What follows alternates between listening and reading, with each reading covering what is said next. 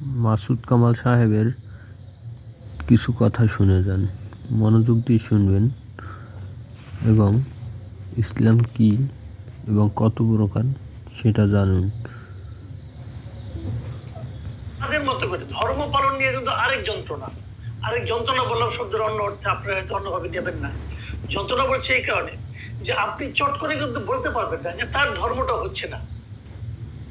পৃথিবীতে অনেক ধর্ম আছে, কিন্তু এই ধর্মীয় সহাবস্থানের কথা আমরা যে ধর্মের অনুসারী, ইসলাম ধর্মের অনুসারী, আমরা আমাদের ইসলাম ধর্ম কিন্তু ধর্মীয় সহাবস্থানের কথা স্বীকার করেছেন এবং অন্য ধর্মে যারা পালন করবেন তাদেরকে তাদের ধর্ম পালনের সমস্ত সুযোগ সুবিধা দেওয়ার জন্য বলেছেন। আলাদা আলাদা ধর্ম, এগুলো নিয়ে কেন এরকম হচ্ছে? ধরা যাক, আমি একটা তর্কের জন্য একটা কথা বলি। ধরা যাক আমি মুসলিম, আপনিও মুসলিম। আমি যদি আপনাকে প্রশ্ন করি আপনি কোন মুসলিম, আপনি শিয়া নাকি সুন্নি? বলুন। যদি আপনি সুন্নি হন তাহলে মিনিমাম এই যে পৃথিবীতে এখনো 15% মুসলিম আছে যারা নাকি শিয়া ধর্মাবলম্বী, তারা কি অমুসলিম? আচ্ছা ঠিক আছে, রাখেন এটা। আপনি যখন সুন্নি মুসলিম বলেন তখন আপনাকে যদি আমি প্রশ্ন করি আপনি সুন্নি মুসলিমের কোন মাযহাবের অনুসারী?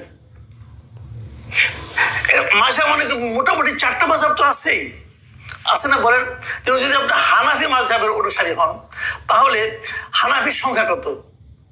এই সুন্নি মুসলিমের সংখ্যা হলো প্রায় 85%-এর মতো লোক। পৃথিবীতে যত মুসলমান আছে তার 85% হলো সুন্নি মুসলিম। এই সুন্নিদের মধ্যে এই 85-এর মধ্যে 45% হলো হানাফি। শাফি হলো 25%, শাফি মাযহাবের। মালিকি মাযহাবের হলো 15%-এর মতো, হাম্বলি মাযহাবের হলো 5%-এর মতো। আর আপনি কোনটা ভাই? যদি আপনি হানাফি হন তাহলে 45% আপনার। তাহলে দেখেন টোটাল মুসলমানের মধ্যে আপনি কিন্তু মাত্র 45%-এর অনুসারী, এবং হানাফি নয় এমন লোকের সংখ্যা কিন্তু মুসলিমদের মধ্যে 55%। তাহলে 55% ভুল, আপনি ঠিক। তখন এটা একটা বিতর্ক, এটা একটা মানে এটা নিয়ে আপনি কোনো তর্ক করতে পারবেন না। কারণ যারা ওইটা পালন করছেন তাদেরও একটা যুক্তি আছে। আবার ইদানিং আরেকটা গ্রুপ দাঁড়িয়েছে, এটা সালাফি। এটা সৌদি আরবের একটা গ্রুপ আছে, সালাফি। তো আপনি কি সালাফি? আপনি কিভাবে তর্ক করবেন? কার নিয়মে তর্ক করবেন? পৃথিবীতে এই মুহূর্তে মুসলিম কান্ট্রি কয়টা আছে? মুসলিম কান্ট্রি অনেক আছে, কিন্তু ইসলামের শাসন প্রচলিত আছে কোন দেশে? বলেন। আফগানিস্তানে, ইরানে, এই তো। সৌদি আরবে কি ইসলামী শাসন? ইসলামিক রাষ্ট্রযন্ত্র সাপোর্ট করে? ভাবুন একবার কথাগুলো। তো এখন আপনি কোন দিকে যাবেন? সৌদি, আপনি যদি ইরানে যান, ইরান শিয়া মুসলিম, আর আফগানিস্তানে সুন্নি, কোনটা ঠিক? তো এগুলো তো একটা বড় বিতর্ক ভাই। এই বিতর্কের সমাধান আপনি করতে পারবেন? আচ্ছা, আমরা বাংলাদেশের প্রেক্ষিতে আলাপ করি। বাংলাদেশে মুসলিম অনেকগুলো আছে, অনেকগুলি বলবেন কি? অনেকগুলি না, একটাই মুসলিম। ঠিক আছে, একটাই মুসলিম মানলাম। তা হাফিজি মানে আপনার হেফাজতে ইসলাম যারা আছেন তারা কি জামাত ইসলামের কে স্বীকার করেন? তারা বলেন জামাত ইসলাম করলে নাকি ইমানি চলে যাবে। এই হেফাজত ইসলামের মাওলানাটা বলেন। তা আপনি কি হেফাজত পন্থী নাকি জামাত পন্থী? আবার এর বাইরে আছে একটা পীরপন্থী, যেমন ইসলামী আন্দোলন যেটা চরমনের পীর, ওরা তো পীরপন্থী। জামাত ইসলাম কি পীরতন্ত্রকে স্বীকার করে? মাজার ভাঙতেছে কারা? মাজার কারা ভাঙতেছে? মাজার যারা ভাঙছে তারা কোন লাইনের লোক? তারা তো হেফাজত ইসলামের লাইন, তারা তো চরমনাই লাইনের লোক না, তারা তো জামাত লাইনের লোক। তাহলে আপনি এখানেই ধরেন, এখানে আপনি কোনটা মানবেন?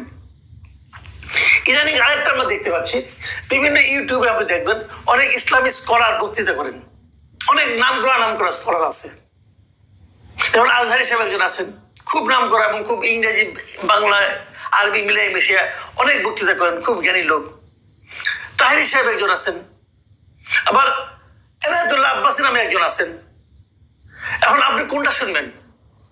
এনায়েতুল্লাহ আব্বাসী যেটা বলেন, আজহারি সাহেব সেটা বলেন? ভাবুন আপনি কোনটা? ভাই এরকম যদি আপনি ধরতে থাকেন না তাহলে আপনি ঝামেলা পড়ে যাবেন ভাই। কাজে আপনার যেটা বিশ্বাস হয়, আপনার যে জ্ঞান, আজকে আপনার যে জ্ঞান, আপনি এই জ্ঞান দিয়ে যেটাকে সঠিক মনে করেন আপনি সেটা পালন করেন। আগামীকাল কিন্তু আপনার জ্ঞানের ব্যাপার পরিবর্তন হতে পারে। আগামীকাল হয়তো আপনি এনাজুল আব্বাসের একটা বক্তৃতা শুনে মনে হলো আরে এটি তো ঠিক, তখন আপনার আজহারিকে বাদ দিয়ে এনাজুল আব্বাসের ওই কথা ফলো করবেন। আবার দুদিন পরে এখান থেকে আরেক জায়গায়, এটা হতেই পারে, এটা কিন্তু সমস্যা নাই। কারণ আপনি তো আপনার জ্ঞান দিয়ে চিন্তা করতেছেন। যে জিনিসটা আমি বুঝি না সেই জিনিসটা আমাকে বোঝানোর লাভ নাই। ধরেন আমি একটা উদাহরণ দিয়ে বলি, ক্লাস 5-এর একটা ছেলে খুব ভালো অঙ্ক টঙ্ক পারে, তাকে যদি আপনি ম্যাথমেটিক্সের মাস্টার্স ক্লাসে একটা অঙ্ক পাই না দেন, সে যত মেধাবী হোক সেটা বুঝবে? সেটা বুঝবে না। মাস্টার্সের অঙ্কটা ভুল হয়ে গেল, তাও তো হলো না। আমি আপনি ক্লাস 5-এর ছাত্ররা ভাই,